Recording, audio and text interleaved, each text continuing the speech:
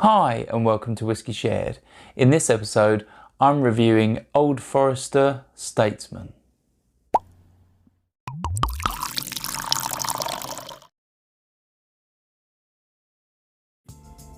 I'm Toby and you're watching Whisky Shared. Welcome to my review of Old Forester Statesman. This is my first review of an Old Forester.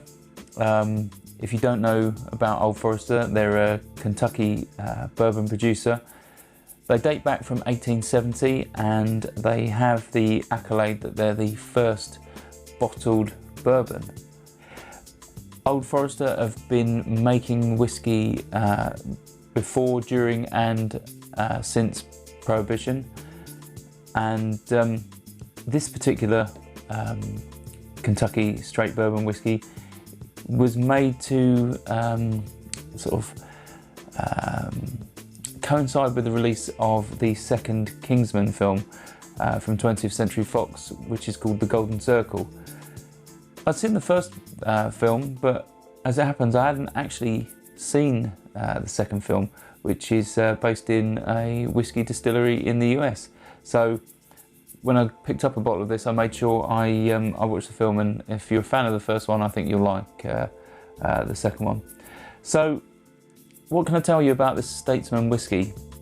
Well, it's 95 proof, which is 47.5% ABV, and it's the same mash bill as standard Old Forester. It's 72% corn, it's 18% rye and 10% barley.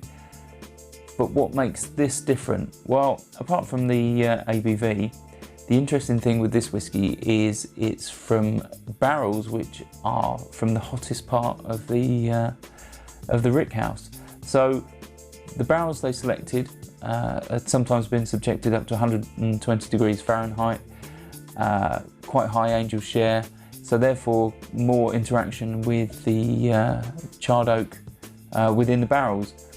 And the whiskey itself is selected from sort of 4 to 6 years old, I believe. But obviously the strong charred oak character, that sort of, that really strong oaky character is what they're after. So, should we find out what it tastes like? On to the whiskey. Before I start nosing and tasting the whiskey and telling you what I pick up on it, what made me choose this bottle to start with? Well,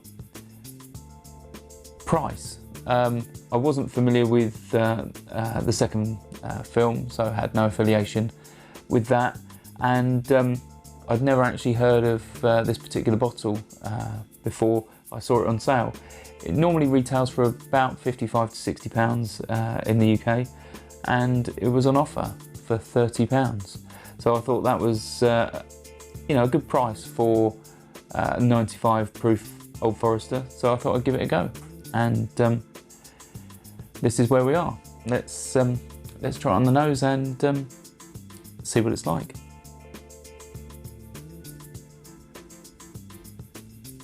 Right, so instantly I get those typical bourbon, vanilla, brown sugar, really sweet hint of caramel.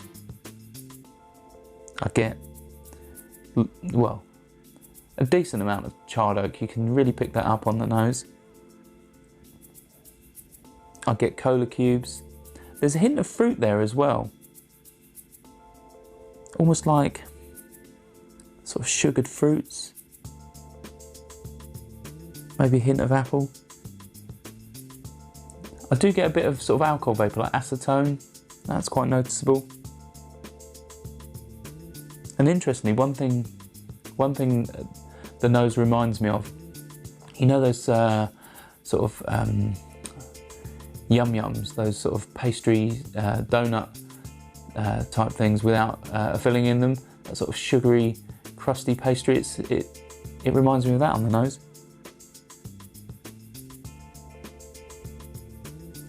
Let's try it on the palate.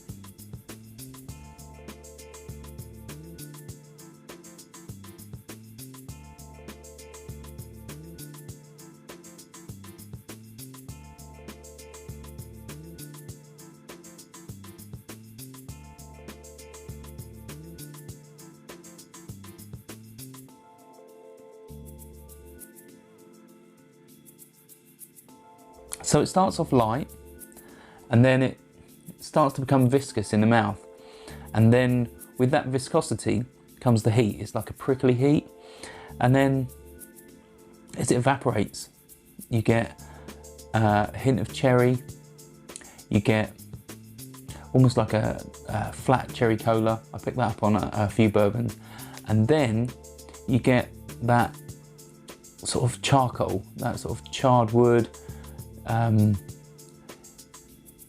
Yeah, it's not off-putting because obviously it's a liquid, but the charred oak character is really quite strong on this. Let's go for another sip.